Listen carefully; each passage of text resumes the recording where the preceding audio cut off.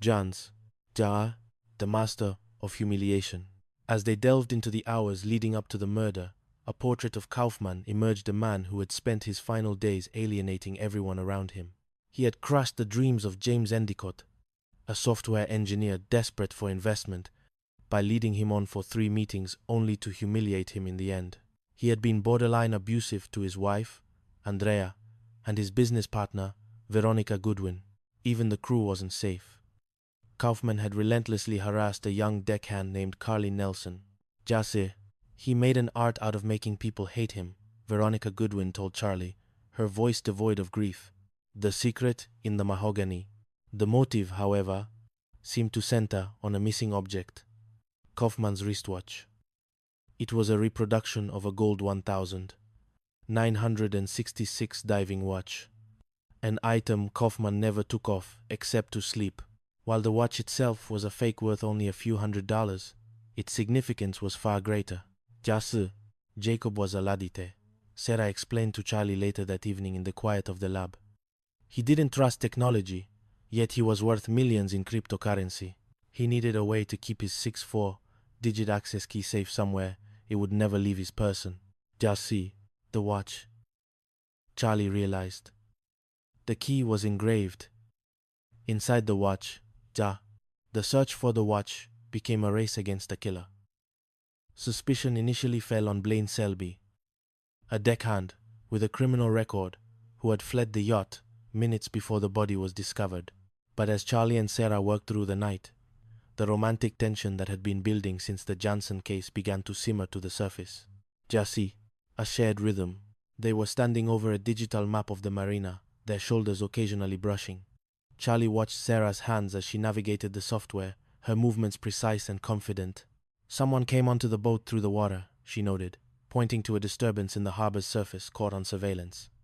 The Spear was coated in seawater. They used a tour boat as a staging ground. Jasse. Charlie looked at her, his admiration for her mind momentarily overshadowed by a deeper, more personal connection. "You're incredible, Sarah," he murmured. She paused, her gaze meeting his. The lab, usually a place of sterile logic, felt suddenly small and intimate. "We make a good team, Charlie," she replied, her voice soft. The moment was broken by Rex's sudden alert. The dog had picked up a scent from the mahogany watch case. A scent that would eventually lead them back to the yacht and to the true architect of the crime, Jasse, the final betrayal. It wasn't the deckhand who had orchestrated the murder, but Veronica Goodwin. She had partnered with Endicott to kill Kaufmann and steal the crypto key, only to kill Endicott herself when the plan began to crumble. Jasse, in a final, tense confrontation in the bowels of the best kind, Veronica faced down Charlie and Rex. She was a woman who had spent her life in Kaufmann's shadow and was willing to murder her way into the light. "Jason, I've already killed for it," she hissed, clutching the bag containing the watch. But she had underestimated the bond between a man and his dog.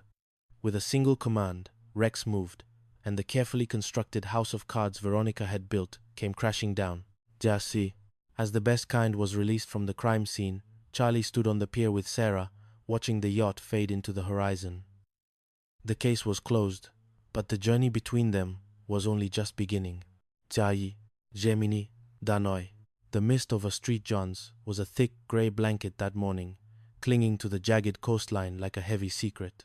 For Detective Charlie Hudson, the salt air usually brought a sense of clarity, but today it only felt like a weight. He stood on the sidewalk near the Jansen home, his hands buried in his pockets, watching the flashing lights of the patrol cars slice through the fog. Beside him, Rex sat with a quiet, watchful intensity that often made Charlie feel like the dog knew more about the world than he did. "Jai, he's a camera, Charlie," a soft voice said from behind him. Charlie didn't need to turn to know it was Sarah Trong. He could recognize the calm, steady rhythm of her footsteps anywhere. She joined him, her gaze fixed on the young boy. Sitting on the porch steps, Brian, the boy in the window. 12-year-old Brian Jansen sat perfectly still, his eyes fixed on a point somewhere in the middle distance. His mother, Emma, stood near him, her face a mask of restrained terror. Her daughter, Megan, was gone, snatched in broad daylight, while walking home from her law firm, Wilkins Law. Jiasu. Brian saw it, Charlie said, his voice low, so as not to startle the boy. The abductor took Megan right in front of him. But he hasn't spoken a word since. Jiayi, Sarah sighed, a puff of white air in the cold morning. He's processing. For a child with autism, the world can already be overwhelming. A trauma like this, it's like a system overload. Jiayi. The air between Charlie and Sarah was charged with a familiar, unspoken tension. They had worked together for years, their partnership built on a foundation of mutual respect and a shared, quiet understanding that often felt like something more. In the high-stakes environment of major crimes, they were each other's anchors. Jiayi, Rex can help, Charlie suggested. Rex approached Brian with a gentle, slow gait. He didn't bark or demand attention. He simply sat at the boy's feet, his warmth a silent offering. Slowly, Brian's hand moved, his fingers brushing against Rex's fur. It was the first time the boy had reacted to anything all morning. Jiayi, the paper trail of greed. As Rex worked his quiet magic, Charlie and Sarah moved into the house to speak with Megan's parents. Richard and Emma Jansen were pillars of the community, owners of a successful chain of produce stores which made them prime targets for extortion. The kidnapper wants $2 million, Richard said, his voice trembling as he showed Charlie the text message. Unmarked bills. He said if we mark them, something terrible will happen. Jason, we're not just looking at a ransom. Richard, Charlie said, his detective's mind already cataloging the suspects. We're looking for someone who knew Megan's route. Someone who knew she was leaving early that day. The initial suspicion fell on Jamie Bregman, Megan's ex-boyfriend and a lawyer at the same firm. They had recently broken up, and Megan had moved back home. Jamie has a temper, Emma whispered. And Megan found out about irregularities in the firm's escrow accounts.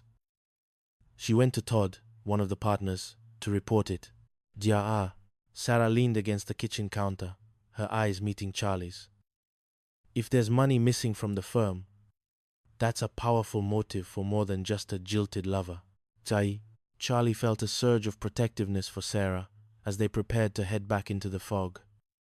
The case was getting complicated, and the stakes were Megan's life.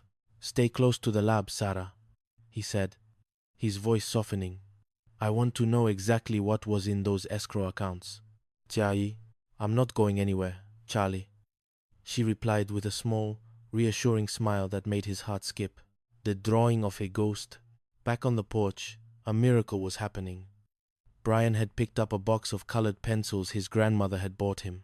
He wasn't speaking, but his hand was moving across the paper with incredible speed and precision. Look at the detail, Sarah whispered as they gathered around. The drawing wasn't of Jamie Bregman. It was a man with sharp, cold eyes and a jagged scar across his brow. A face that Charlie recognized from the department's facial recognition database. Earl Blackburn. End quote. Tradition, Jiayi. He's a professional, Charlie said, the realization hitting him like a physical blow. He wasn't acting alone. Someone at that firm hired him to silence Megan. Jiayi.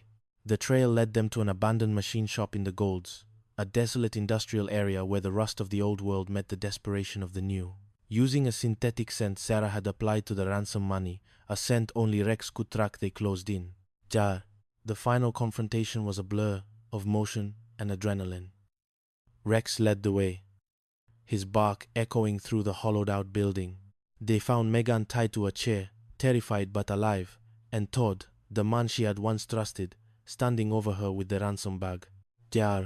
It's over, Todd, Charlie shouted, his gun drawn. As the sirens faded and the sun finally broke through the Street John's mist, Charlie and Sarah stood by the ambulance. Megan was being treated, her parents holding her tight. Brian sat nearby, Rex's head once again resting on his lap. Charlie looked at Sarah, the exhaustion of the last 48 hours visible in his eyes. Without a word, he reached out and took her hand, her fingers entwined with his, a silent promise in the aftermath of the storm. We found her, she whispered. We did, Charlie replied, his voice thick with emotion. And we're just getting started. Chapter 1. The Silent Witness. The mist